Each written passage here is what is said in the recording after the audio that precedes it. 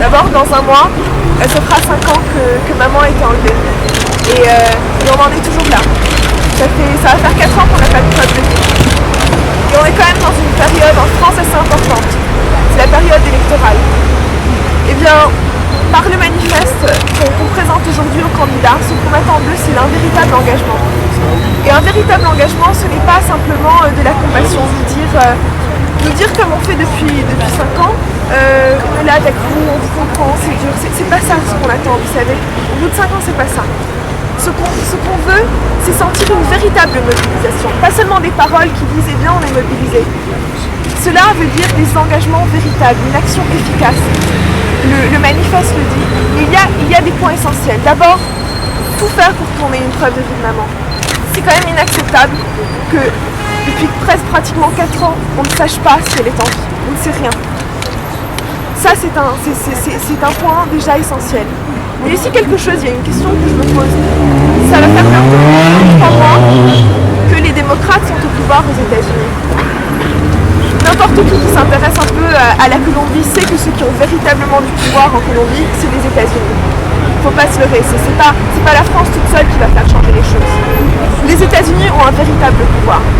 Mais est-ce que le cas de maman, qui est quand même une ressortissante française, est-ce que ce n'est pas fou tout de même qu'aujourd'hui, eh bien, son cas ne soit pas une priorité à l'agenda des relations franco-américaines?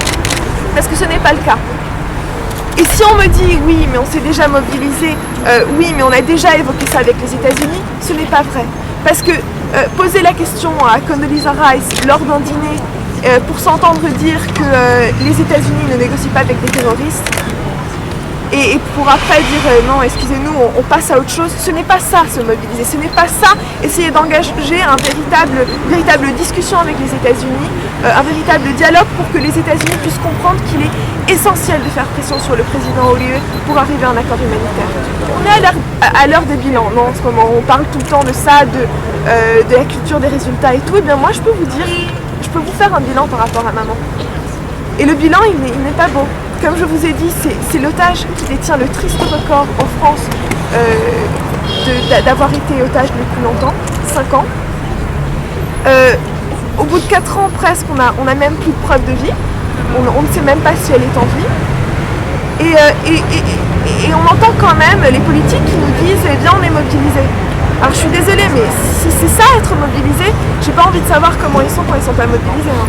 Et les candidats doivent comprendre qu'ils ont une responsabilité véritable, parce que maman est une ressortissante française.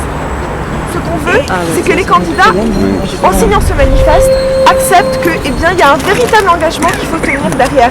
Et qu'une fois qu'ils commencent leur mandat, celle ou celui qui sera élu, devra tenir ses points. Et ces points, c'est nous apporter une preuve de vie de maman, mettre tout en place pour que il y ait de la part des États-Unis un véritable engagement, une véritable pression qui soit exercée sur le gouvernement du président Hollande pour arriver à un accord humanitaire. C'est redoubler les efforts et comprendre que tant qu'elle ne sera pas libre, tant que les choses n'avanceront pas, on ne pourra pas être content, on ne pourra pas être satisfait. Non, je voulais interpeller les médias, notamment France 2, France 3 et TF1, qui s'y sont présents aujourd'hui, leur demander quand est-ce qu'ils décideront enfin, et Canal+, dans leur journaux télévisés, chaque jour, d'afficher le visage, le nom d'Ingrid Betancourt, la durée de sa détention, chaque jour.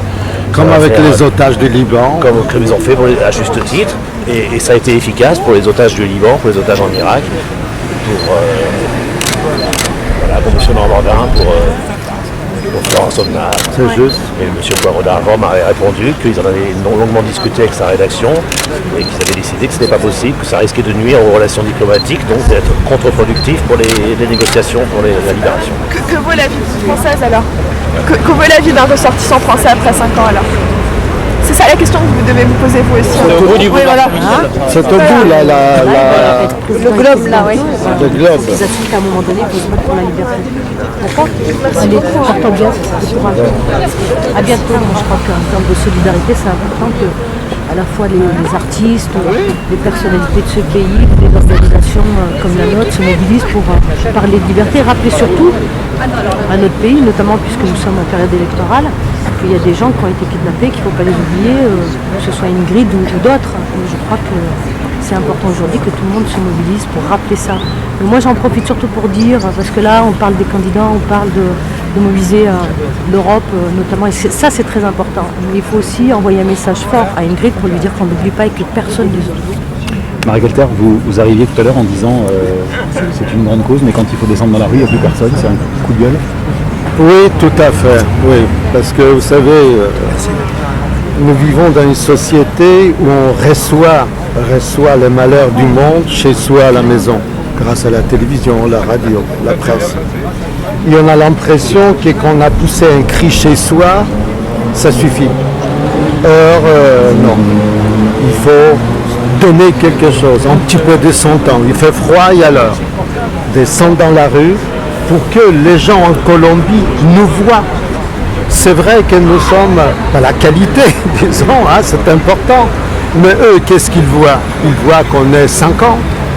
S'ils voyaient des centaines, s'ils voyaient des milliers, ils réfléchiraient ils changeraient peut-être leur politique. On demande à tous nos hommes politiques, hein, des présidents de demain, que sais-je, hein, d'intervenir. Intervenir quoi?